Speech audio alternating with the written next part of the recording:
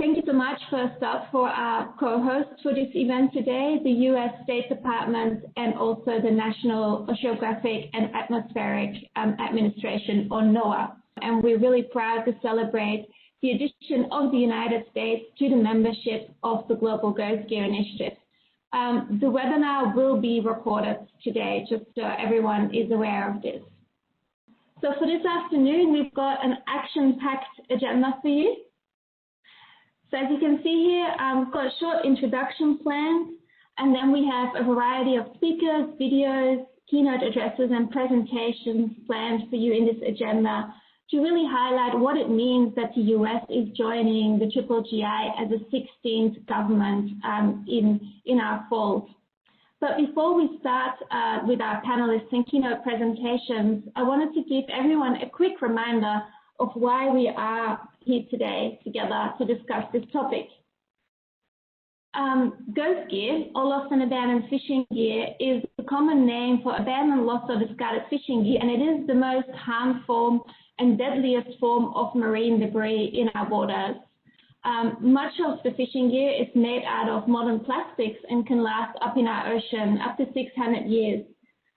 It is a really cross-cutting issue, causing environmental pollution problems, food security problems, and livelihood problems. And that's why it's such an important topic today for our presentation.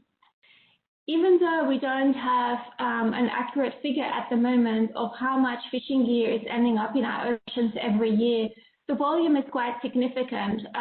It's thought that it's up to 640,000 tons of fishing gear, or up to 70% of the floating microplastics is measured by weight in our oceans.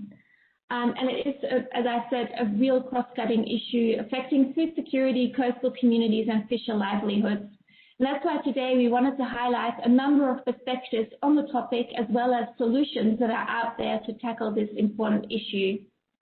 So without further ado now, I wanted to introduce our first keynote speaker, Mr. Jonathan Moore, Acting Assistant Secretary of the Bureau of Oceans and International Environmental and Scientific Affairs of our co-host, the U.S. Department of State. And Mr. Moore will highlight in more detail what the U.S. is doing internationally and domestically to tackle this important problem and what our plans are for this partnership in the future. Mr. Moore, the floor is yours now. It's a pleasure to join you and Janice and so many others for this discussion today. Sorry, of course, that we're in the middle of COVID-19. That's true all around the world, and we have to do it in this format. I joined this bureau just about 6 months ago as the pandemic had begun to hit. I have yet to meet many of my own colleagues. I'd just like to note at the beginning of this, in our bureau, we have more than 230 civil service and foreign service professionals working on issues from the depths of the oceans to the vastness of space. Many compelling issues, and like ghost gear, some issues where there's tremendous consensus around the world, bipartisan consensus in Washington.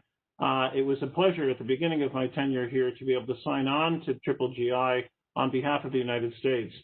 So given a constraint that I will be staring at the text I will want to share with you in a moment, I apologize if my eyes wander a bit away from the camera and down at the text, but again, in all seriousness, very grateful for this opportunity. There's so many issues around the world where people do not agree. I'm very grateful that we all do on this key issue and that we have the strong support and partnership of the Ocean Conservancy on the issue of ghost gear. So with that as the introduction, as you know, we've been keen partners in combating ghost gear since 2016. When the State Department first awarded over $1.5 million in grants to Ocean Conservancy, GGGI's parent organization, to support the work in combating marine debris, including ghost gear. That grant supported the implementation of best practices for fishing gear management to reduce ghost gear in the Caribbean region in 2017. This included working with local fishing communities to develop processes for the recovery of deployed fishing gear prior to extreme weather events, to explore innovative gear designs to limit the potential of ghost fishing when gear is lost, and to employ proper gear marking. The United States led efforts in the UN Food and Agricultural Organization's voluntary guidelines on marking fishing gear Those were adopted in 2018. We also endorsed the creation of a new FAO Global Capacity Development Program that will support projects mitigating damage from ghost gear. GGGI serves as an integral civil society partner of the FAO in promoting the implementation of these gear marking guidelines. The State Department also awarded Ocean Conservancy a nearly $1 million grant to assist Vietnam in its effort to address marine debris. This grant supports activities like the generation of local data on riverine pathways of plastic waste and developing novel ways to finance the informal waste management sector. Ocean Conservancy recently finalized a report on Vietnam's informal waste sector as part of this grant. And let me just add, we are finding innumerable ways where we are partnering very closely with Vietnam. We're very happy with that relationship on so many levels, including on these issues. The United States has advanced mandatory gear marking for certain gear and lost gear reporting measures.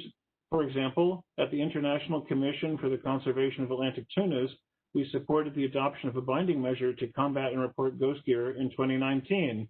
And at the Inter-American Tropical Tuna Commission, we ensured the adoption of fish aggregating device marking and data collection measures. Certainly, gear marking guidelines and regulations should be a central pillar of all responsible fisheries management operations. Gear marking aids in source identification, and when marking includes real-time positioning information, it supports gear retrieval and remote sensing analysis. Indeed, gear marking implementation should incorporate development of a management system and monitoring and enforcement mechanisms that are integrated into fishery management regimes across regional fisheries management organizations, where again, our Bureau has the lead for the US government in partnership with other parts of the interagency like NOAA.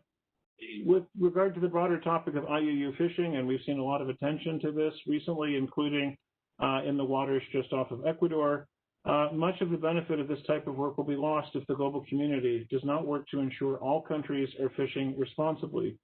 Science-based, robust fishery management is necessary to protect marine ecosystems, and it can limit the proliferation of ghost gear. Illegal, unreported, and unregulated fishing, of course, what we all know as IUU fishing, which is sometimes associated with ghost gear, is among the greatest threats to the sustainable use of our shared ocean resources. For example, the FAO reports that IUU fishing vessels sometimes dump fishing gear when patrol vessels are nearby, and vessels participating in IUU fishing are less likely to report gear that may have been lost incidentally. We strongly encourage all nations to join us in combating IUU fishing and initiatives to combat ghost gear. As Secretary Pompeo has noted, the People's Republic of China has an, quote, unfortunate record of illegal, unreported, and unregulated fishing, rule-breaking, and willful environmental degradation. It is more important than ever that the international community stands together for rule of law and insists on better environmental stewardship from Beijing. The United States has worked extensively with fisheries and ocean ecosystem management authorities around the world to address the management of fishing gear by their fleets, and we applaud those who are taking steps to ensure responsible use of marine environments. In particular, the United States has worked with Taiwan in this area. The island established its marine debris action plan in 2018 and has taken tangible steps to be a responsible international steward of natural resources. Taiwan also invests in innovations via mechanisms such as the US-initiated APEC Marine Debris Management and Innovation Subfund, which seeks to stop the flow of marine debris at its source. Taiwan serves as a great regional case study of what can be done right when addressing marine debris and developing waste management systems. The United States recognizes that ghost gear has a significant impact on marine ecosystems, human health, and livelihoods, and we take a whole-of-government approach to being responsible stewards of marine resources. We encourage all other fishing nations to join us in supporting GGGI's efforts and to implement the FAO's voluntary guidelines.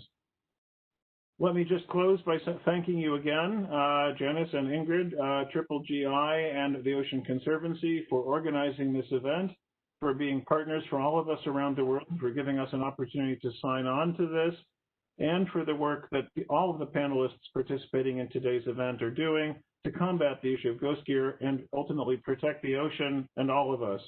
I look forward to continued collaboration with you all to improve marine ecosystem health and maritime safety worldwide. Thank you very much again for this great opportunity, and looking forward to continuing to be close partners. Thank you. Thank you so much, Acting Assistant Secretary Moore, for your address. It's really great to see the leadership of the United States, continued leadership of the United States on the issue, and we're very grateful for your continued partnership. And I would like to introduce our next speaker, Ms. Janet Searles-Jones, the CEO of Ocean Conservancy, who will highlight in more detail why ghost gear is such a key issue as part of Ocean Conservancy's Treasury Seas program. Janice, you have the floor. Thank you so much, Ingrid.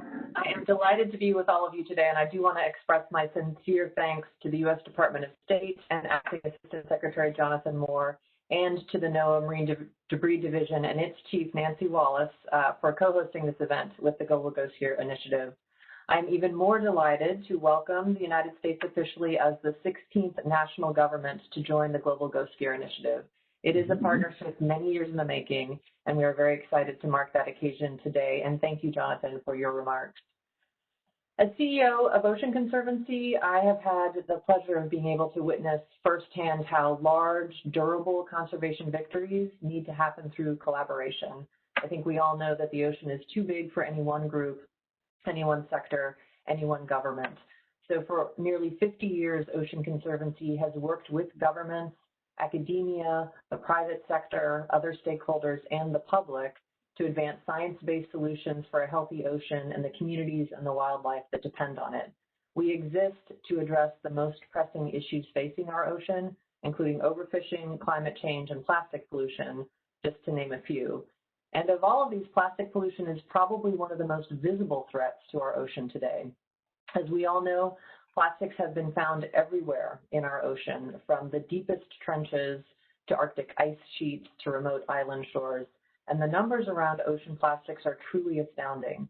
Ocean Conservancy scientists co-authored a study that was published just last month that estimated that 53 million metric tons of plastic, and I'm just going to repeat that number because it's a big one, 53 million metric tons of plastic will enter lakes, rivers, and our ocean every year by 2030. And that's even if we implement our most ambitious reduction and recycling commitments to date. So to put that in perspective, that's roughly a cargo ship's worth of plastics by weight going into the ocean every single day. But what's missing from that astounding figure is a lesser known but equally important form of marine debris, which is abandoned, lost, or otherwise discarded fishing gear, or ghost gear, which is why we're here today. Ghost gear is among the most prevalent forms of plastic in our ocean. In 2016, Ocean Conservancy published research showing that ghost gear is the single most harmful form of marine debris to aquatic life. In fact, an estimated 5 to 30% decline in some fish stocks can be attributed to ghost gear, and globally an estimated 90% of species caught in lost gear are of commercial value. And just as an example, in one crab fishery in British Columbia, Canada, annual replacement of lost gear costs the fishery nearly $500,000 US. And ghost gear is a problem that we can expect to get worse without intervention. I think we all know that global consumer demand for seafood is growing. And as Ingrid noted, most modern gear is made out of plastic that persists indefinitely in the environment when it's lost at sea, which allows for ghost fishing for decades on end. Climate change will lead to more extreme weather events like hurricanes, storms, and typhoons, which all can contribute heavily to gear loss. And the impact of ghost gear is an added stressor to fish and marine life that are already experiencing the many direct impacts of climate change, from deadly heat waves to habitat loss, which gives us even more impetus to address ghost gear today. Ocean Conservancy has been leading the charge against marine debris in all forms for decades. We mobilized the world's largest beach cleanup effort called the International Coastal Cleanup. We work across all levels of government to catalyze investments and policies for sustainable waste management, and we advocate for bans on problematic single-use plastics. But to truly tackle the full breadth of the ocean plastics issue, we knew we had to take on ghost gear too. And that's why in 2019, Ocean Conservancy became the host organization to the only global alliance committed to driving solutions to the problem of lost and abandoned fishing gear worldwide. The Global Ghost Gear Initiative brings stakeholders to the table to foster innovation, to promote preventative and remediating strategies that make a material dent in the global ghost gear problem and that truly benefit both our ocean and the communities that depend on it. Just by way of example, a recent study from the Virginia Institute of Marine Science found that removing some of the derelict crab pots in Chesapeake Bay yielded an additional $20 million in harvest for local fishermen in only 6 years. If we expanded that at the global level, the study showed that removing just 10% of ghost gear could increase landings by close to 300,000 metric tons. And that's exactly what we're aiming for. At the 2019 Our Ocean Conference, the Global Ghost Gear Initiative committed to working toward a net reduction of ghost gear in our ocean by 2030. And to achieve that goal, the Global Ghost Gear Initiative is working on solutions with partners across the seafood sector, from global ocean policymaking to fisheries management. And the Global Ghost Gear Initiative has been instrumental in elevating the issue of ghost gear to the top of the global ocean policy and sustainable development agendas, which is quite an accomplishment. And the Global Ghost Gear also works at the local scale. It helps facilitate member organization projects that make a tangible difference in communities. In the United States, the Global Ghost Gear Initiative works directly with fishing communities from Maine to Alaska to build capacity, collect end-of-life gear for recycling, and remove ghost gear from critical fishing grounds and hotspot areas. Last year, for example, the Global Ghost Gear Initiative and Ocean Conservancy worked with local fishermen and a partner NGO, the Gulf of Maine Lobster Foundation, and we removed a 20,000-pound ball of ghost gear from the Gulf of Maine. Partnerships, like those that form the bedrock of the Global Ghost Gear Initiative, are core to Ocean Conservancy's DNA. Collaboration allows us to leverage local expertise and to drive a collective global strategy. And so we are excited to welcome the United States government to this global partnership, and we look forward to continuing to drive policy change, improve fishing industry practices, and scale up tested and proven solutions to the global ghost gear problem. The United States is a key ally to Ocean Conservancy as we work to make our shared vision of a healthy ocean free from ghost gear a reality. Thank you, and back to you, Ingrid. Thank you so much, Janice, for that overview. And Global Ghost Gear Initiative is really pleased that we found our final home with Ocean Conservancy, and I think it fits nicely within the broader Trash-Free Seas portfolio and all the great work that Ocean Conservancy is doing to address plastic pollution. So we're now switching over to a short video message from Senator Tom Udall from New Mexico. Unfortunately, he was unable to attend this afternoon's session, but he sent us a short video to mark the occasion, so we'll be playing that for you now. Hello, Tom Udall here. As we face down this pandemic, it's essential that we keep up the fight for a better, cleaner world. And this conference is critical to our work. So thank you to Ingrid for inviting me and the Global Ghost Gear Initiative, Ocean Conservancy, and all the organizations who are working to stop plastic pollution. My bill to break free from plastic pollution aims to tackle the devastating impacts of ghost gear and plastic pollution on our environment. Although my home state of New Mexico isn't an ocean state, we are all interconnected. Having a clean ocean and a planet free from pollution is important to every one of us. The fight for a cleaner environment has major health, economic, and environmental justice implications. Plastic is a big part of this. We've all seen the pictures of wildlife choking on plastic. Plastic is in our food, air, and water, yet we continue to produce more and more plastic waste. Our budgets can't keep up with collecting and recycling it, and our oceans can't take any more of it. As I often say, environmental justice must be our North Star. This country is in the midst of an important reckoning about racial justice, and we see that plastic pollution is hurting communities of color more than others.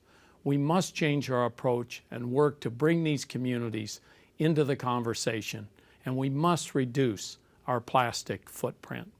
I'm so happy to be a part of this event today, and I hope the discussion is fruitful. My staff and I hope to be a resource for you as we tackle these major problems. Cheers Take care. Be safe. Great. It's wonderful to have Senator Udall's support for the initiative and for the issue of ghost gear as well, which I know is very dear to his heart. So this wraps up the first part of our webinar today. So thank you so much to our keynote speakers for setting the scene on this very important topic and explaining why ghost gear is such a critical issue and how the US, alongside Ocean Conservancy and the Global Ghost Gear Initiative, will continue to play a critical role in helping to address it. So we're going to switch gears now. So we've heard from our keynote speakers, and now we'd like to hear a little bit more from our audience. So we're going to do our first brief poll, which should be appearing on the right-hand side of your screen. Under the heading polling, you should see a drop-down menu there. And the question for this first poll is, what sector are you affiliated with? Are you a government representative, a non-for-profit, a corporate partner, an academic, or are you from a different sector? So we'll give everyone a couple more minutes to answer the poll here so that we can get a good overview of who we have on the other side of the screen of us today. Hoping we'll have a wide variety of people here on the line today. Okay, and the results have come in. So we see here quite a big representation from the non-for-profit sector and also quite a few representatives from government and a couple from corporate and academia. So it seems like we've got quite a nice cross-sectoral segment of people here on the line today, very much representative of what the Global Ghost Gear Initiative is all about. So we've mentioned the name Global Ghost Gear Initiative, or GGGI as we lovingly call it, a couple of times now. So before I introduce our panelists, I wanted to take a few moments to really introduce the Global Ghost Gear Initiative and explain what we're all about. So the Global Ghost Gear Initiative is the only cross-sector alliance committed to driving solutions to the problem of lost and abandoned fishing gear at a global scale. And we're housed under Ocean Conservancy's Fisheries Seas program portfolio. We have three aims: to improve the health of marine ecosystems, protect marine life from harm, and to safeguard human health and livelihoods. So as I mentioned before, ghost gear is a very cross-cutting issue, and we try to highlight that in the aims of the initiative. We work across the three R's: reduce, remove, and recycle to tackle the problem. Or said differently, we're trying to build evidence, inform policy and best practice, and scale up sustainable solutions to prevent, mitigate, and remediate ghost gear. As the name, the Global Ghost Gear Initiative says, we are a global initiative with a global reach. At the moment, we have about 130 member organizations. This number changes from day to day upwards. And we have 16 supporting governments. So it's with great pleasure today that we can show this map, which has the beautiful flag of the United States placed on it as well. There's still quite a few spots on the map where we'd love to have representation. So if you feel inspired after the presentation of today to potentially join the initiative, make sure you get in touch. As Janice mentioned in her presentation, we really pride ourselves on collaboration. It's really the bedrock of the GGGI.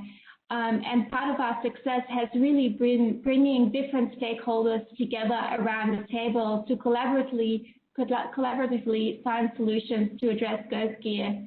So on the slide here, you can see a nice intersection of our membership, from the smallest NGO to the biggest seafood company. Everyone is welcome on their sustainability journey in the Global Ghost Gear Initiative to reach out a helping hand to others to come up with innovative and scalable solutions to address the problem together. The work together is really key here for the Global Ghost Gear Initiative. So the Global Ghost Gear Initiative works across three key pillars, and the first one is building evidence. We can't formulate solutions, inform policy, or formulate best practice if we don't understand the problem. And while this is kind of an ongoing process for us, the Global Ghost Gear Initiative does host the largest global depository of ghost gear data in the world, with more than 300,000 records.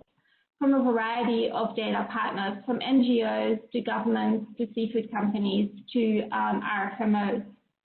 And this really helps us understand the problem and develop solutions that are targeted, focused on the key areas that we need to work in. The second pillar of the Global Ghost Gear Initiative is informing best practice and policy. And in 2017, we launched the best practice framework for the management of fishing gear, which is really the compass of the Global Ghost Gear Initiative. It includes all stakeholders across the gear life cycle and really offers practical advice on what everyone can do to help address the problem.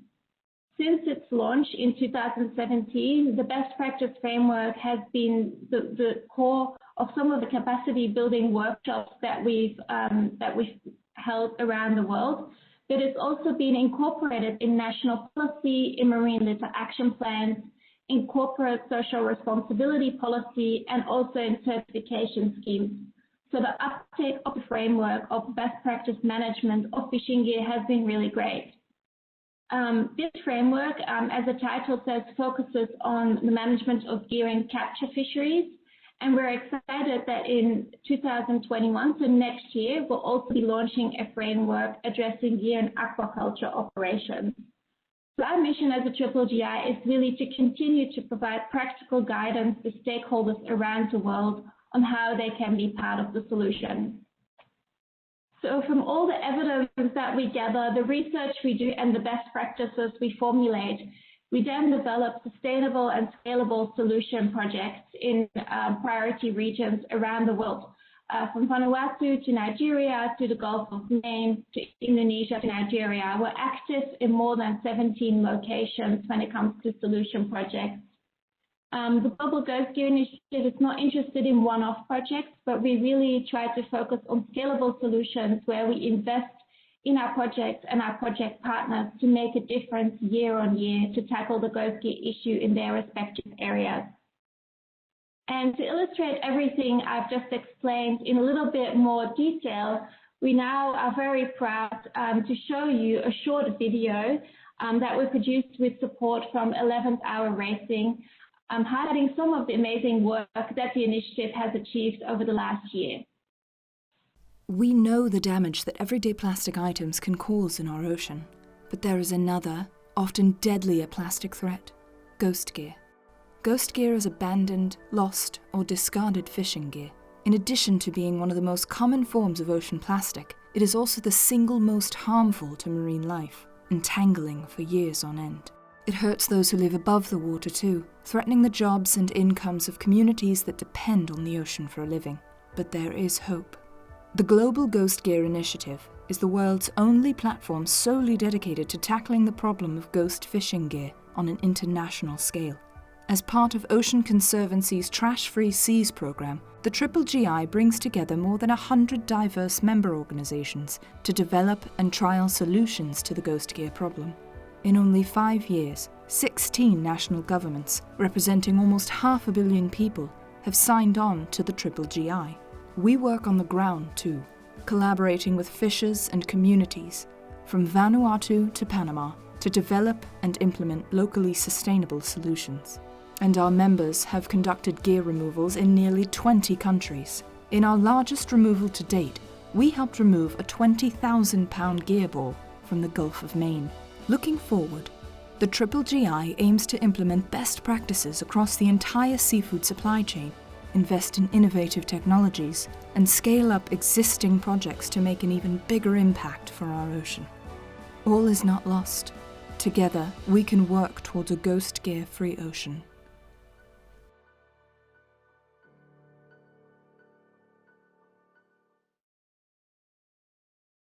So, without further ado, I'm very excited now to introduce our panelists who will give a more in-depth overview of how their organizations or affiliations are helping to address the ghost gear issue.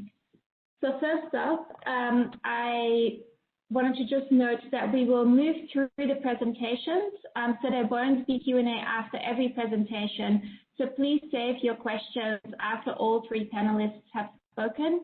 You can enter your questions in the Q&A section on the right-hand side, and when you do, please make sure you address them to all of them so that we can see at the back end what your question is all about. So after the three panelists have spoken, we'll have some time for question and answers. So without further ado now, the first person I'd love to give the floor to is Nancy Wallace, and she's the Chief of the Marine Debris Division for NOAA. And she'll talk a little bit in more detail about NOAA's groundbreaking marine debris program. Well, thank you, Ingrid, so much for the introduction, and it really is just such a pleasure to be joining my colleagues on this panel and to be part of this special event to recognize the United States joining the GGGI. And thank you also to Acting Assistant Secretary Moore and our colleagues at the Department of State for your efforts and really your dedication to addressing marine debris in the global ocean. As Chief of the U.S. National Oceanic and Atmospheric Administration's Marine Debris Division, I've had the opportunity to work with GGGI and its partners for many years, and we really just deeply appreciate and value the work of this initiative to understand and address the serious issues of abandoned lobster, discarded fishing gear, and ghost fishing. As we all know, and as we've heard already today, this problem has far-reaching impacts on marine ecosystems and the many livelihoods they support across the globe.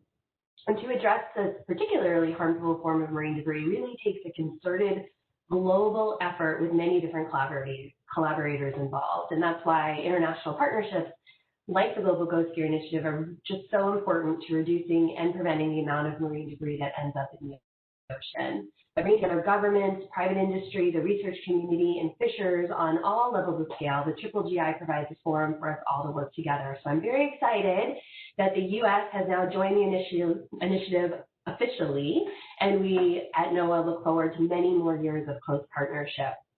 So if we can move to the next slide, I really just wanted to talk a little bit about what we do at NOAA's Marine Debris Program to address derelict fishing gear and ghost fishing. So as you can see here, our program was created and authorized by Congress, and our legislation requires us to identify, determine sources of, assess, prevent, reduce, and remove marine debris and address the adverse impact of marine debris on the economy of the United States, the marine environment, and navigation safety. The legislation includes explicit direction for NOAA to prevent and remove derelict fishing gear as a core of our work.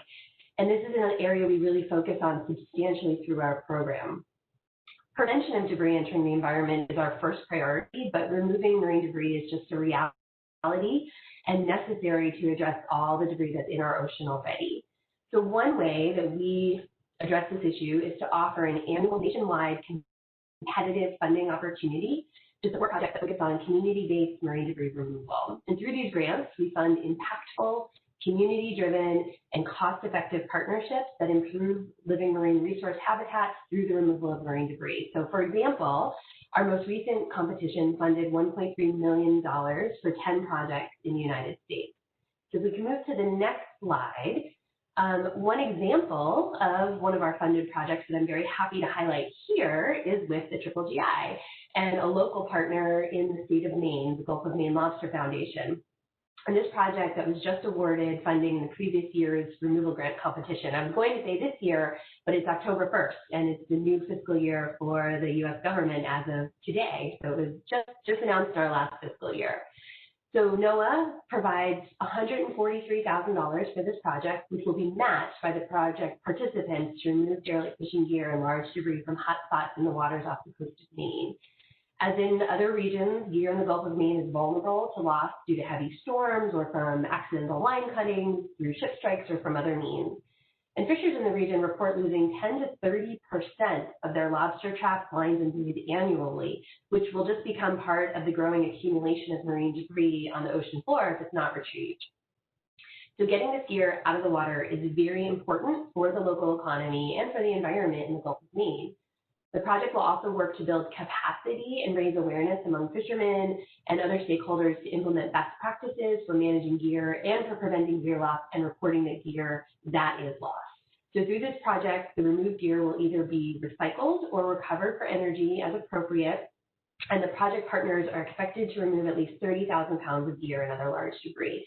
And I think most importantly, the lessons learned from this project can be replicated by GGGI in the future in workshops around the region when bringing together fishermen and other stakeholders. And if we move to the next slide, another project that I wanted to highlight is an effort that's currently underway in the U.S. West Coast in the state of Washington's Puget Sound and in the Straits of Juan de Fuca. So through our competitive grants, we funded a regional partner, the Northwest Straits Foundation, to conduct a 3-year derelict crab pot survey and removal efforts in these waters. As in the Gulf of Maine, pot loss in the Puget Sound and the Straits of Juan de Fuca is a critical issue. It's estimated to exceed 12,000 pots per year, and most of the lost pots are actually from the recreational fishery. So this project is expected to remove at least 1,000 derelict pots and is also developing an outreach campaign directed at recreational crabbers in Washington marine waters. The targeted outreach campaign will promote awareness of the issue and raise understanding for recreational crabbers of the impacts of lost gear. And most importantly, the work will share and promote practices that the crabbers can use to ensure that their gear is not lost in the future. So these are 2 very quick examples of the dozens and dozens of projects that we fund around the United States to address derelict fishing gear. And on the next slide, one of the last efforts I wanted to mention today is our Fishing for Energy partnership. Through the Fishing for Energy partnership, NOAA partners with the National Fish and Wildlife Foundation and private companies Covanta and Schnitzer Steel Industries to work together to prevent and reduce the impacts of derelict fishing gear in the marine environment and the Great Lakes. The program provides the fishing community no-cost options for disposing of old or unwanted gear by placing gear bins in ports across the U.S. Fishers are able to deposit their old nets, line, and ropes in these bins, and the materials are either then recycled if they're metal or converted into energy through waste-to-energy facilities. And since 2008, the Fishing for Energy Partnership has provided 52 collection bins at participating ports in 12 states and collected over 4 million pounds of fishing gear. So if we can go to the next slide, I really would just like to say thank you for the opportunity to participate in this panel today and just how I'm very, very excited and pleased that the U.S. is now an official member of the Global Ghost Gear Initiative, and we really look forward to many years of continued collaboration with the GGGI and its many partners. So thank you. Thank you so much, Nancy, for your wonderful presentation and those kind words. I think it's important to say that GGGI and the United States have definitely been in an unofficial relationship for a long period of time. So now today is only the day that we've made it official. It's great to see all the important projects that the NOAA program has been able to support over the last number of years, and we're really excited to continue to work in the Gulf of Maine together to really make a difference there for the fisher community.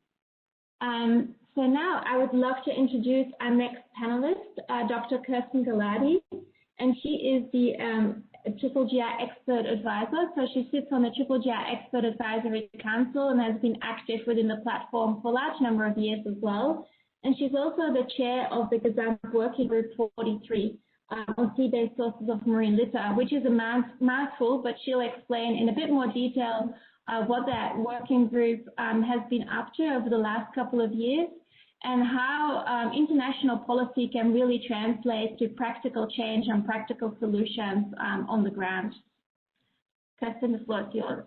Thank you, Ingrid. Thank you for the very nice introduction, and thanks to all the speakers so far today. This has been a really, really excellent and informative panel. I appreciate everybody's time today, and want my kudos to GGGI and to NOAA and our State Department for joining forces. And it's just a thrill that the U.S. government is now a member of the GGGI, which is a group I've been a part of now for several years, and I really credit with helping get this joint group of experts on the scientific aspects of marine environmental protection, or GESAMP, it's a mouthful, a new working group established. It was really the attention that the GGGI was drawing to this problem, this international problem that prompted GESAMP to, which is essentially an independent advisory body of scientists to UN agencies. Next slide, please. GESAMP gets its work done largely through working groups. It was started in 1969. Those working groups provide technical recommendations, produce technical reports, everything with an eye to making their recommendations and reports policy relevant, identifying scientific needs and scientific papers. Next, tap next, please. And Working Group 43 on sea-based sources of marine litter is one of the more recent working groups that was established last year. You can see here we have a number of objectives or terms of reference for the working group, and we are working hard to put out our final report, which will come out in early 2021 and will be available on the GESAMP website. So we're really working hard to pull together all the evidence, both in the peer-reviewed public scientific literature, but also in reports produced all over the world to address these questions that we were challenged by as a working group. Next slide. And this next slide is really just to show that this truly is a global group of individuals who've gathered together to look very closely at sea-based sources of marine litter. And our sponsoring agencies at the UN are the International Maritime Organization, Food and Agriculture Organization, and United Nations Environment Program. Next slide, please. So I've put together just a medley of photos here to just kind of tell you my personal story with marine debris and how that honed down into an interest in the problem of ghost gear. I spent several summers out in the middle of the Pacific on Midway Atoll when endangered Hawaiian monk seals surrounded by marine debris on the beaches there. I'm a veterinarian. I'm based at the University of California, Davis. The pictures of the gull and the radiograph of the sea otter with a hook, an ingested hook, of course, as a wildlife veterinarian, were alarming to me. The picture that's now covered up of the free diver under a huge ball of fishing net is actually my brother-in-law, and he's done quite a bit of work out in the mid-Pacific as well, and sent me the picture. Next slide, please. Of the Dungeness California. Oh, sorry, back up one more. But that's float is a Dungeness crab gear float from California that made its way all the way out to Wake Atoll. So that's just to demonstrate that this is truly a global issue. We have one world ocean, and it's absolutely filled with marine debris, and ghost gear is one of the most impactful forms. We know that very, very well. And so next slide, please. I was really inspired by the work that was underway in Washington State to establish the California Lost Fishing Gear Recovery Project. We've talked a lot about the collaboration between different sectors is the bedrock of the GGGI. It's certainly what makes our project a success. We work closely with our funders, both our state and federal and private, and then most importantly, work with fishermen themselves to do the gear recovery work. Next slide. In fact, these are urchin harvesters, so they are very accustomed to spending hours and hours and hours underwater looking for urchin and cucumbers and other things to harvest. So they are just expert at also locating lost, abandoned, and otherwise discarded fishing gear, and they do all the work, bundling up nets. Next slide, please. Attaching those bundles to float balls, raising that to the surface, and all that gear gets hauled aboard and taken back to land. And in so doing, really reducing the sheer quantity of the gear that's in the water that has the potential to disintegrate and continue to contribute to the global ocean plastic burden for years. So it's essentially a big, gigantic garbage cleanup effort. Next slide, please. Since we started, we've recovered more than 130 tons of gear and debris, including nets and traps, even automobile tires, even toilets. And so, again, it's been quite a privilege to be working on this, and it's really what led me to then get involved with, to continue that effort with fishermen, next slide, and look for new ways to partner. And again, this gets back to the central theme of the GGGI, which is that it is very much about partnership and collaboration. And in this situation, we worked with Dungeness crab fishermen in Northern California, and looked for ways to start to make fishing gear recovery a more cost-effective effort. We worked with the Humboldt Fishermen's Marketing Association, who essentially retrieved gear and then sold that gear back to the owners who had accidentally lost the gear as a way to do some cost recovery. Next slide. And in just 20 days on the water, they recovered over 660 Dungeness crab traps. Those traps represented gear lost by over 65 different permit holders. So you can get a sense for how big a problem this is for fishermen and what a cost it is to them to lose this gear. When our Humboldt Fishermen's Marketing Association then essentially sold that gear back to the owner, they really were able to recover some of their expense in doing the cleanup in the first place. Next slide. And what was particularly great about that is we were working with them on that effort right about the same time that there was a real spike in the number of large whale cetacean entanglements off the U.S. West Coast. And the fishermen themselves really saw that there was an opportunity to get ahead of this threat to marine mammals through the work that they were doing. Next slide, please. They themselves went to their state legislator and proposed legislation that would codify, make permanent Dungeness crab recovery in California, and Governor Brown signed that law into law in September 2016. So it's now a requirement that Dungeness crab gear be removed, abandoned and discarded, and lost Dungeness crab gear be retrieved, and it provides a whole system for doing so. So for us, that was a win, because it really was the result of our partners, the fishermen themselves, taking the initiative to do this. And finally, next slide, please. Again, the work that I've been involved in ghost gear issues since the mid-2000s, and was just so delighted and inspired to see the GGGI form and to see all of the work it's been doing. I've been part of the Build Evidence Working Group, which is really the working group within the GGGI that's looking to build evidence for the quantities and the types and the impacts of ghost gear, and doing that in collaboration with members and people all over the world, working to make that data very available to anybody who may want that information to help inform policymaking and build community around the problem.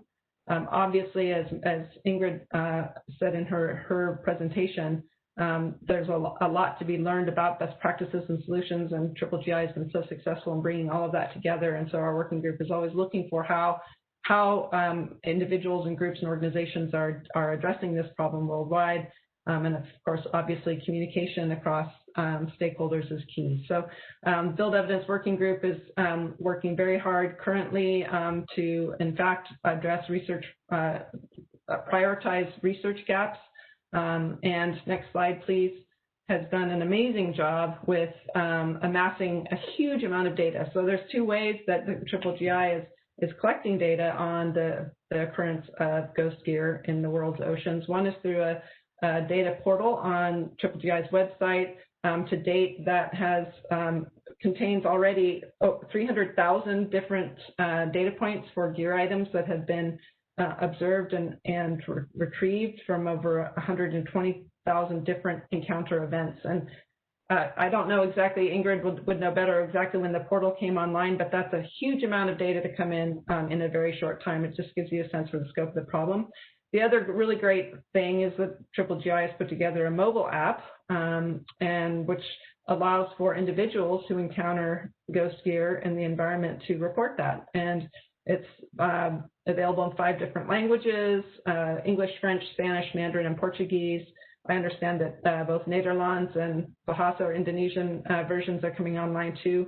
Already it's been downloaded onto 1,200 smartphones and contains 900 records from people from their own volition and inspiration to report the gear. So again, my congratulations to the GGGI for the U.S. government as a new member, and my thanks to all of you for everything you're doing on this issue. And it's just a privilege to be a part of today's panel. Thank you. Thank you so much, Kirsten, for that wonderful presentation, and also highlighting your personal journey on ghost gear. I feel like all of us probably have such a journey to share, and it's really inspirational to see, you know, how you started with a local project and now are at the top table, helping to build global evidence on this issue to continue to inspire local solutions. So I think the link between the two is very important here. And thank you also for highlighting again the Global Ghost Gear Reporter app. It's freely available, so I hope to see a lot of downloads after the event of people adding it to their phone. All right, well, without further ado now, I wanted to hand it over to Matt Owens, Director of Sustainability for TriMarine, as our next speaker and our last panelist. And that really highlights the industry perspective, both on how the issue of ghost gear is affecting them, but also the sustainability journey that TriMarine really has gone on in terms of tackling the ghost gear problem. Within the GGGI, our corporates and our industry representatives are a huge part of our membership. And so I'm really excited to see Matt's presentation today to also highlight this perspective. Matt, the floor is yours. Thank you, Ingrid. Thank you to the Global Ghost Gear Initiative and its U.S. government partners for inviting me to participate here. And my name is Matt Owens. I'm the Sustainability Director of the TriMarine Group. You can go to the next slide. So for those that are not familiar, TriMarine is one of the world's largest tuna suppliers. We are primarily focused on trade, whereby we're buying tuna directly from boat owners and then delivering and selling that fish to tuna canneries that service brands and retailers, making a relatively affordable, healthy, and shelf-stable marine protein available to consumers in just about every corner of the world.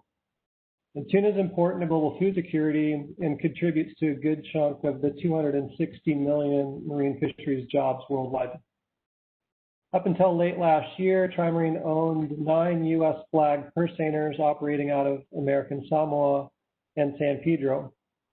And today, we're still the exclusive buyer of the fish from those boats and serve as their representative at the Inter-American Tropical Tuna Commission and Western Central Pacific Fisheries Commission, as well as in the sustainability programs that I'll discuss in this presentation. Ensuring the sustainability of tuna resources is obviously incredibly important to our business, but also the lives of millions. And we pursue that through collaboration and a range of initiatives that are listed here. That includes the International Sustainable Seafood Foundation, or ISSF, the Marine Stewardship Council, the Seafood Task Force, and the GGGI. Next slide. So TriMarine was the first tuna company to partner with GGGI and has worked with them to assess and address our ALDFG impacts. For those that are not really familiar with tuna fisheries, the main gear types used are purse seine, longline, pole and line, and troll. Longline, pole and line, and troll gear is not lost very often, although certainly lost hooks can be problematic. But really the big issue that we have is with the purse seine fleets and their increasing reliance on the use of fish aggregating devices or FADs for their catch. An estimated 100,000 FADs are deployed each year globally, and they create a notable ghost gear concern. FADs are composed of rafts and tails that hang below them that are usually made from old nylon netting, and that causes entanglement of sharks and turtles and obviously contributes to marine debris.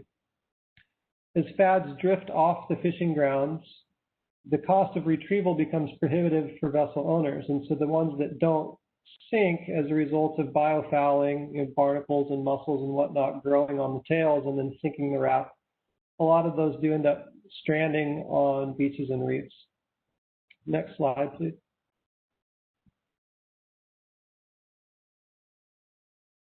So GGGI has established a best practice framework for FADs that includes the following principles: FAD marking and tracking, regional fishery management organization, local government and self-reporting, non-entangling design, biodegradable materials, and recovery efforts. The full framework is available on their website. This is a really simplified summary. The most prominent organization tackling tuna sustainability is the International Sustainable Seafood Initiative, or ISSF. And ISSF has established guidelines consistent with the GGGI framework for FADs, including lower and non-entangling FAD requirements. So the graphic that you see here is a good visual on this. Most companies are working on moving from the lower entangling design in the center using sausages, whereby old purse seine net is tied tightly into a sausage, to the fully non-entangling designs that you see at left. And that's kind of where we're at now. Because of the ISSF requirements, very few companies are still using the high entanglement FADs that you see at right. Next slide. So one of the other issues with FADs besides entanglement is their contribution to marine plastic pollution. TriMarine's been working with the tuna conservation group in the Eastern Pacific, better known as TunaCons, which represents 44 purse seiners, on the development of biodegradable FADs. In our most recent trials, which are still underway, we're testing the two designs that you see here. So far, 400 of these rafts or FADs have been deployed alongside the same number of conventional rafts. We're losing a lot of them, resulting in about a 50% reduction in the number of sets or purse seine sets, the setting of the net around the school of tuna that's been occurring is about half that of those conventional rafts that were planted alongside.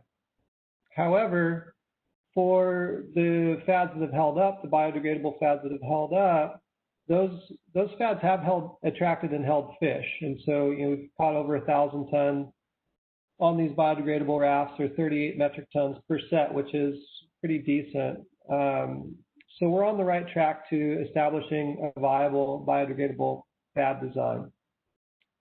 Next slide. So while we work on that, we're also trying to figure out ways to increase our retrieval numbers. To achieve the economies of scale needed to retrieve a reasonable number of FADs in any given area, it's important to coordinate efforts among a large number of vessels. So TriMarine's been working with the U.S. fleet that operates out of American Samoa in partnership with the Nature Conservancy and the Secretariat of the Pacific Community, or SPC, to do exactly that. And so far, we've analyzed 2 million data points from 4,000 FADs, identifying hotspots best suited for recovery efforts. We're now entering into the economic analysis part of the study, trying to figure out how many FADs we're likely to recover in a given time period in a given area, and then how much it would cost to pick them up and dispose of them. One of the issues that we do face for the fleets operating in the Western Central Pacific are that the island ports that they operate out of don't necessarily have a lot of capacity to recycle and dispose of large amounts of material. And obviously then there's the cost aspect. Next slide. So in summary, industry certainly recognizes its role in FAD-related abandoned, lost, and discarded fishing gear impacts. Eco-FADs or biodegradable FADs are the long-term goal, and improving FAD retrieval is the near-term priority. Data sharing is definitely important for accelerating improved FAD management. Something that we haven't talked about much here is that clarifying the legality and ownership of FADs will strengthen incentives for recovery and reuse. And then finally, RFMOs need to advance scientifically based, effectively enforced limits on FAD numbers and FAD sets. And that's not only because of the ghost gear and marine debris impacts, but the impact on the target species. The increased use in FADs is increased catch, and so we're seeing, particularly yellowfin and big eye overfished or undergoing overfishing in some areas. Next slide. So that's all I have for you. Thank you very much, and we look forward to continued collaboration with the GGGI and NOAA on these issues. We do work closely with NOAA at IATTC and WCPFC with the FAD working groups to try to address some of these things. Thanks again. Thanks so much, Matt, for really highlighting TriMarine's sustainability journey and all the different ways in which you've been really implementing the recommendations of the best practice framework, both within at an international policy level as well as in your own supply chain, and supporting research on the issue as well. So it's really inspirational, and we're really glad within the Global Ghost Gear Initiative that TriMarine really has been a partner of ours since we first launched the initiative, and we had about 20 members. So I appreciate the confidence and trust to be on this journey with us. So we've had a lot of presentations and a lot of information to digest. So I think it's time again to hear from our audience, and we have our second poll here lined up before we go into our Q&A session. So on the right-hand side, you should see now the question: what is the single greatest need for addressing ALDFG in the United States? So ALDFG, abandoned, lost, or discarded fishing gear or ghost gear. There's a couple of options there: increased research, increased opportunities for blue circular economy, implementation of best practices in gear management, or gear innovation. So I'll give everyone a couple of seconds to put in their answers.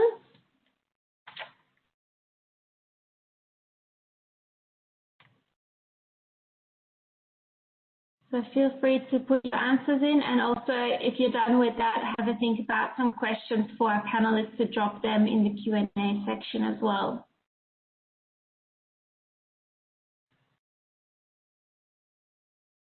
So I'll give everyone a few more minutes.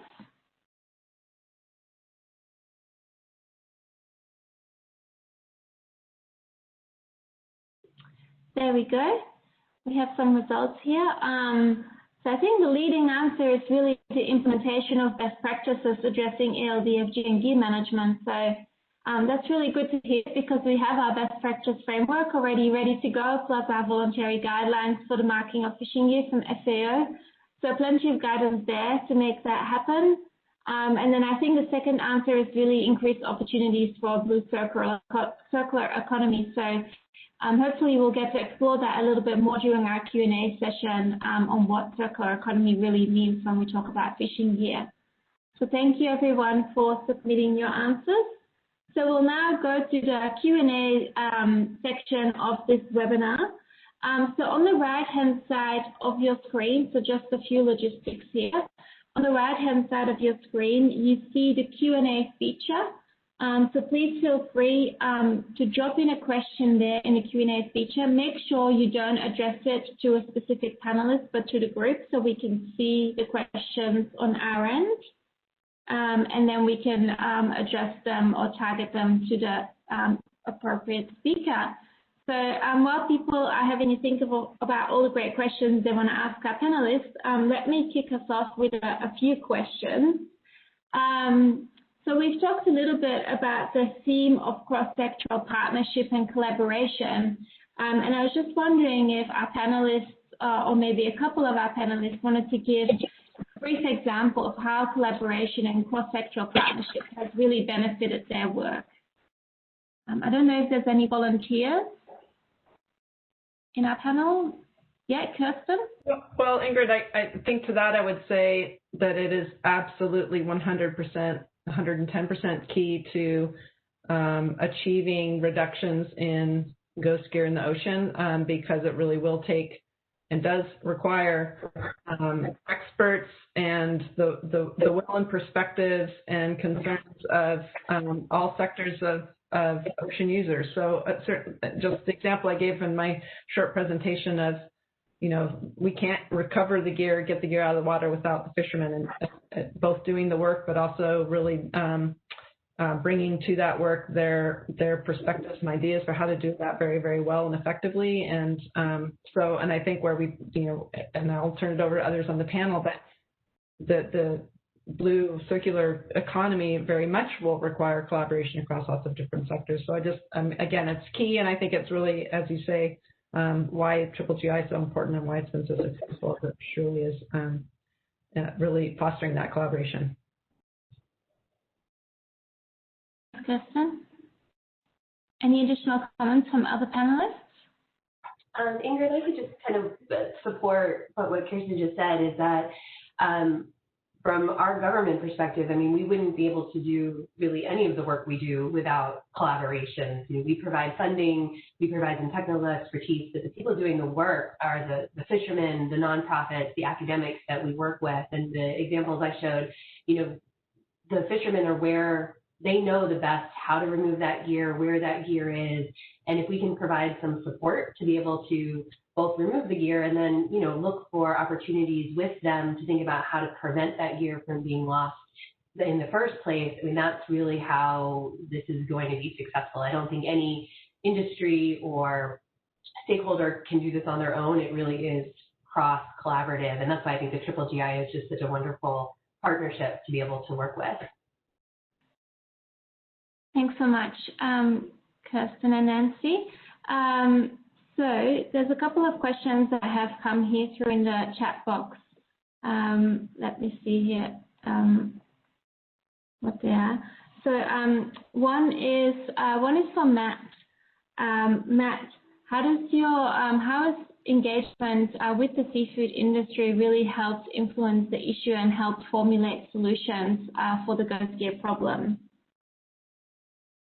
So yeah, it's been really encouraging, actually, I'd say, for the last 2 or 3 years to see the level of industry engagement on the FAD marine debris issue. There really are no mandatory guidelines for biodegradable design. There are no mandatory guidelines for recovery. And so to see our counterparts in industry taking it upon themselves to address these very real issues is incredibly encouraging. And I'll layer on to that, a comment related to your previous question is the partnership with the civil society NGO sector has been really important in providing some pressure along those lines for industry to take responsibility, but also in working with us. And the Nature Conservancy I mentioned, obviously the partnership with GGGI in helping us along with guidelines and funding. And then from the government side, the scientific analysis is really important to this work so that we can understand the impacts, understand where these rafts are ending up, the scale of the problem, and how best to tackle it. And then, of course, with enforcement and the regulations that we do develop, and counting on government so that we have an even playing field within industry. So certainly encouraging industry taking the initiative on some of these things voluntarily, but then we also very much rely on others, the other stakeholders to achieve common goals around this. Great, thanks so much, Matt. One quick follow-up question for you as well from our chat here. Someone's asking how many deployed FADs are currently retrieved in the WCPO and what is needed to increase the retrieval of FADs? Great question. So I think the latest data that I've seen is in the order of 8 to 10%. So not a very good number, to say the least.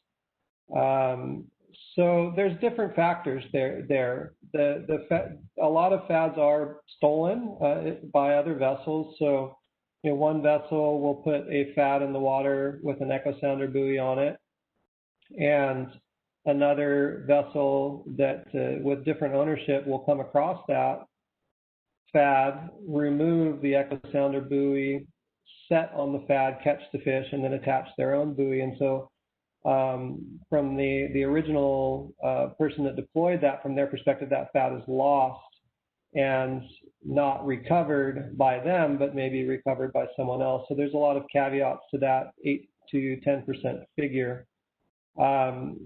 To improve that, I think that certainly, as I mentioned on my closing slide, a better understanding of ownership and legality so that we don't have this theft issue and then a greater liability, if you will, on those that are deploying the FADs to retrieve them. But I really do see the longer term solution being natural materials that break down and the 10 to 12 month time frame that really reduces the impact. Thanks so much, Matt. Talking about solutions like natural materials, another solution that we discussed briefly during the presentation is gear marking. And we have a question here in the chat. I'm not sure who's best placed to answer, maybe Nancy or Matt or Kirsten.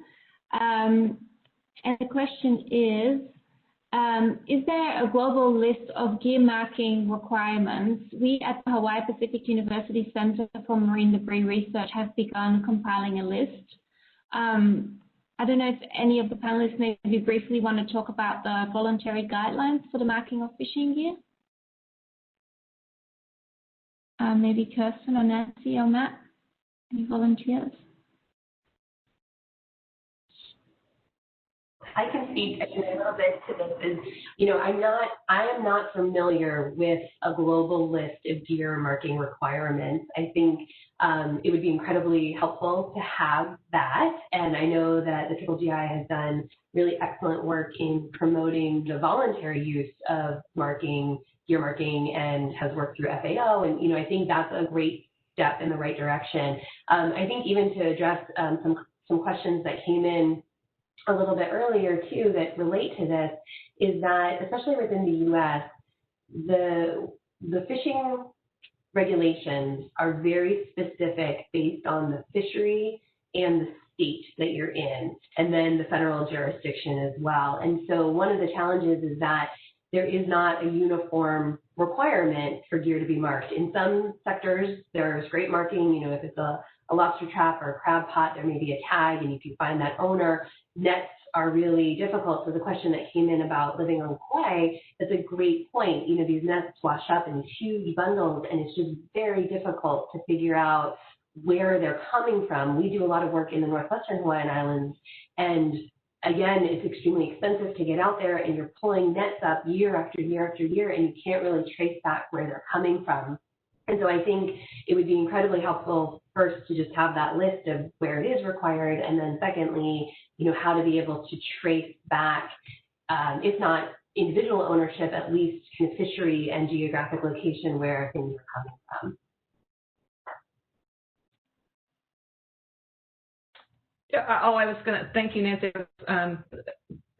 Couldn't say more on the subject other than that. I think the fact that the voluntary gear marking guidelines were developed with FAO very much involved is a very good step in the right direction, right? Because obviously that is the global body overseeing global fisheries and has the power, the ability to really promote it as a solution for this problem. And perhaps I'm just, perhaps this whole issue of tracing with COVID-19, right? That people seeing the value of knowing, of being able to see connections between sources of problems is maybe that'll help. Maybe it'll help people understand that the information to be gained is good for fisheries, good for local economies, good for the fishers, right? So let's hope. Thanks so much, Kirsten and Nancy, for that reply. And yes, the voluntary guidelines for the marking of fishing gear were very much developed with the support of the U.S. government. They played quite a leadership role during the consultation. And now that we have the guidelines, it's really about implementing them. And so from the Global Ghost Gear Initiative, one of the projects that we'll be working on with the U.S. State Department and the broader APEC community is developing a gear marking compendium, really looking at the different gear marking technologies out there and how they then can be an application of the requirements by FAO and how they can be applied in APEC economies. So it's one of the projects we're really excited about to start working on with the U.S. State Department and the broader APEC community to see the gear marking guidelines really come more and more to life as a solution for mitigating ghost gear. So I'm really very pleased that a couple of people have been asking questions about this. Akido, one other question that I'd love to ask Janice is how do U.S. support for ghost gear and how our work on ghost gear in general really connects to Ocean Conservancy's broader portfolio of work, both on plastics and trash, but also some of the other work that Ocean Conservancy is doing on climate change, fishery sustainability, etc. Thanks, Ingrid. And I do want to appreciate everything that Nancy and Dr. Ghilardi and Matt just went through. That was a really fantastic overview and a lot of insights on the ghost gear problem in particular. And for us at Ocean Conservancy, the ghost gear piece of the puzzle is an incredibly important piece of the puzzle, as I mentioned before, because of the lethality of ghost gear in the ocean. But for us, it is a much bigger piece of the overall marine-bound plastic challenge. And there's been a lot of new science over the past few months, I talked about it a little bit earlier, that really indicates that the scale of the challenge that we are all facing, whether it's from ghost gear or from plastic flowing to the ocean, is really larger than we had originally anticipated. And so For us, looking at this great partnership with the United States, we're definitely looking to continue and accelerate the U.S. taking bold action to address all types of ocean plastic, and that's through policies that reduce unnecessary single-use plastics. That's looking at better ways to manage unavoidable plastic waste, which includes truly fixing our broken recycling system. And then, as Nancy talked about in particular, ensuring that those resources are available to support cleanup efforts of plastics that are already polluting the environment. So for us, this ghost gear piece of the puzzle is incredibly important because of its impact on marine life and this incredible collaboration to really devote itself across the whole sector, across the whole supply chain to think about how to reduce ghost gear. And that is a piece in the broader plastics puzzle.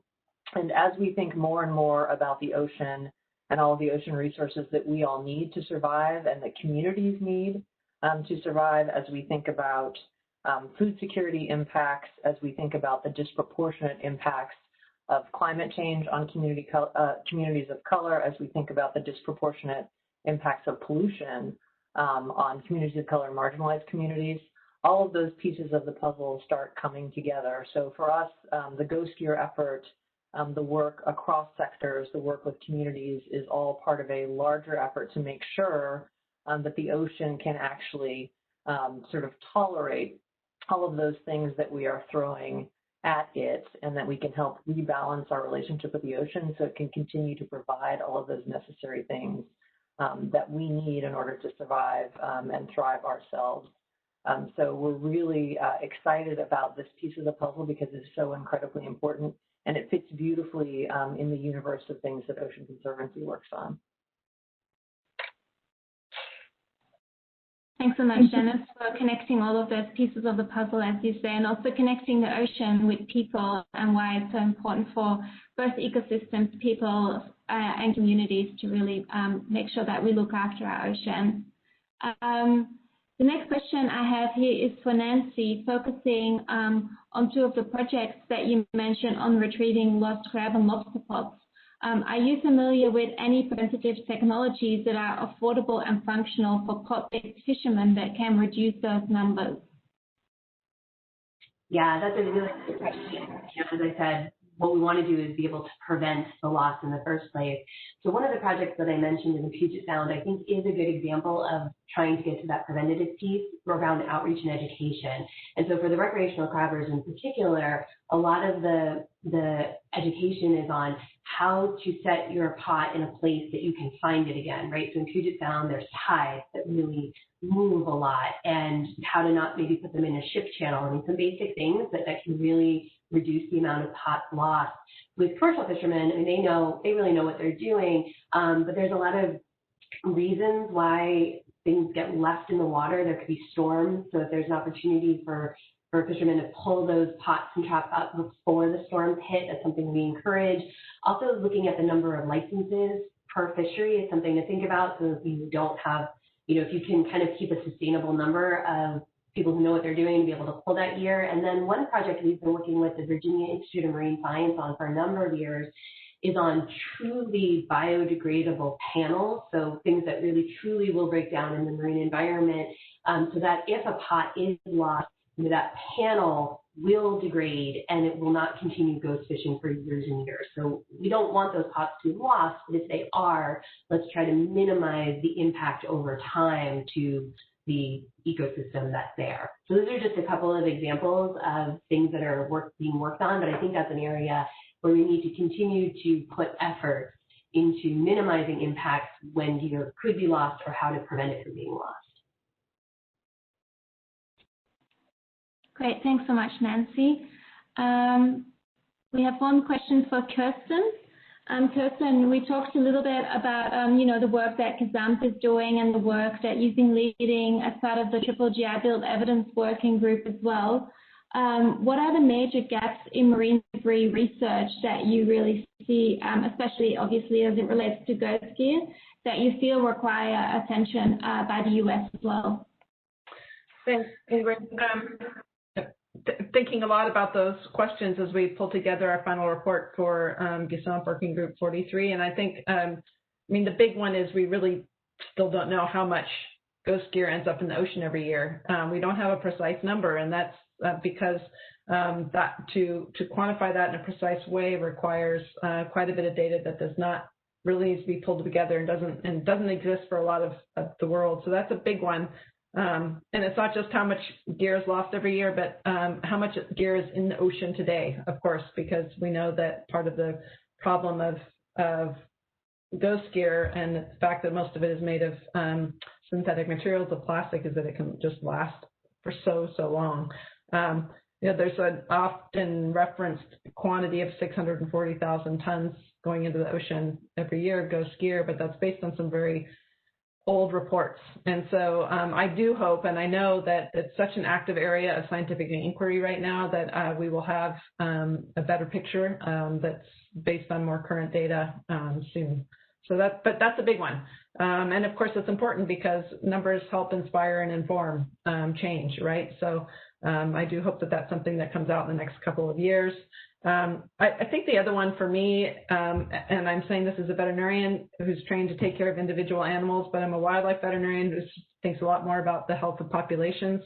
And we really don't have as much, a lot of information on the population scale impacts of ghost gear on marine life. We certainly have studies that show percentages of, for example, seals on colonies that may have entanglement evident just on observation, but we don't have a real good sense on how impactful ghost gear is on whole populations, if not species. So I really, and again, these are areas of very active scientific inquiry right now, so we're just getting more and more information. And then for me, the other big one is just huge geographic gaps in what we know about how gear is lost, what kind of gear is lost, why, for big parts of the world. You know, much of the science has been Northern Hemisphere focused, but we know that fisheries from artisanal all the way up to industrial scale fisheries are happening worldwide, and you know, of course, increasingly in our polar oceans as well. So I think that's a big area of research gap. Thanks so much, Kirsten. Sounds like your job's not quite done yet. So our job. No, exactly, is not quite done yet. Okay, so we have about 5 more minutes left on this webinar. So I wanted to ask one final question because it's come up a couple of times here in the chat box. Around making voluntary guidelines mandatory, especially when it relates to gear marking. And I wanted to maybe ask Matt to take the question and maybe talk a little bit about how certain elements of the best practice framework and the voluntary gear marking guidelines have already been translated to mandatory policy at our RFMO level. And maybe also highlight how voluntary guidelines can sometimes really be a first step for industry to start tackling the problem. Sure, thanks, Ingrid. So certainly on the gear marking, and this was highlighted by one of the earlier speakers, that that the fads that we're using, so again, looking at that as the main issue of ghost gear within tuna fisheries, making sure that we have clear guidelines for the marking of fads so that we know who put that fad in the water and how it's traveled, where it's ended up. So that started off as a voluntary guideline that then over time became a mandatory guideline in all of the RFMOs at this point. Then along the lines of biodegradable fads, that's very much a voluntary guideline currently, and this is why the research aspect and collaboration with the RFMO scientists is so important, is that we need to have a statistically significant data set of biodegradable fads that work, whereby the RFMO then can establish mandatory guidelines that all of the members of the RFMOs can agree to and their industries can agree to. And so hopefully that answers your question, but it does start voluntarily with things that make sense, working out experimentally what seems to be effective, and then using that for the RFMO policymakers to establish mandatory guidelines that apply evenly across industry. Great. Thanks so much, Matt, for that comprehensive answer. So I think it's clear, that we have already taken a lot of really great, important steps as a global Ghost Gear initiative and as a community collectively, both voluntary and we're on the road on some of the mandatory guidelines as well, but that our job is not quite done yet. And so it's really wonderful to see more and more governments join the initiative so that we can really strengthen our forces and join our forces to continue to make a real difference for our ocean. So to leave everyone on a note of inspiration, we're now going to go to our last audience poll, which is in fact a word cloud. So we're going to put the word collaboration in real life virtual practice here, and we're all going to work together to create a virtual word cloud. So please all go to the website slido.com, either on your smartphone or your computer, and type in the password #GhostGear. There's no better password than that. And then you can type in one or two words as an answer to the question, what will be the key element of success for addressing Ghost Gear? There you go. We can see people typing in some questions, some words. Enforcement, collaboration, persistence. I think that's a really important one as well. We're definitely here for the long run. Innovation, government mandates, some keywords from the presentations that came up as well, science, research, industry participation. You're more than welcome to answer more than one word. And it's also the more people type the same word, the bigger it gets. So at the moment, a lot of people are typing in collaboration and science innovation, for example. So that's why those words are slightly bigger. Great. So we'll leave the word cloud open for a couple more minutes, and we'll also be including that in some of our social media we'll be doing about the event. But I think we can all agree that this word cloud is very much representative of the event we've had today. I really think that, especially in these unprecedented times, it's a very well-used word right now. When we're all in the midst of a global pandemic, it's more important than ever to continue to collaborate, even if we can't be together in the same room, but to really extend that virtual hand across the screen and you continue to collaborate on all these really important issues which continue to be very dear to our heart and very key to our local communities and our livelihoods and sustainability. So thank you so much for our hosts, the U.S. Department of State, NOAA, Ocean Conservancy. Thank you so much to all our speakers, our panelists, our sponsors, to the entire GGGI team for supporting the event and putting it together. Thank you so much for all of you to take 90 minutes out of your day to join this webinar and collaborate with us to make this a real success. And we look forward to seeing you on the next webinar to highlight all of the amazing work that this fantastic community continues to do to help create a clean, safe, and thriving ocean for everyone. Thank you so much and have a wonderful day.